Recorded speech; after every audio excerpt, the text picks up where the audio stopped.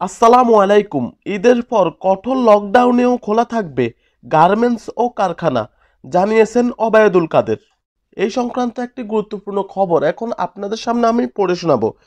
তাই like, share ও subscribe করে সাথেই থাকবেন, এমনটি অনুরোধ থাকলো।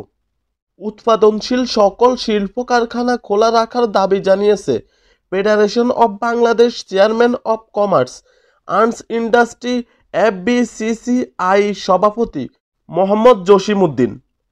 তিনি বলেন, প্রাণঘাতী করোনা ভাইরাস সংক্রমণ রোধে সরকার ঘোষিত বিধিনিষেধের আওতায় সব ধরনের শিল্প কারখানা বন্ধ রাখা হলে দেশের অর্থনৈতিক প্রাণশক্তি উৎপাদন কর্মস্থল বন্ধ হয়ে যাবে। এতে উৎপাদন থেকে ভোক্তা পর্যন্ত প্রত্যক্ষ ও পরোক্ষভাবে জড়িত সবাই ক্ষতিগ্রস্ত হবে।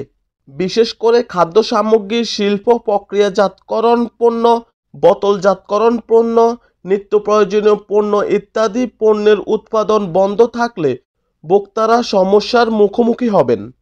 পণ্য সঠিকভাবে সরবরাহ ও বাজারজাত না হলে পণ্যের মূল্য বেড়ে যাবে।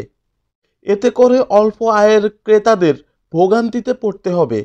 পাশাপাশি রপ্তানি খাতে উৎপাদন ব্যবস্থা বন্ধ থাকলে সময়মতো পরবর্তী রপ্তানির অর্ডার অনুযায়ী সাপ্লাই দেওয়া সম্ভব হবে না।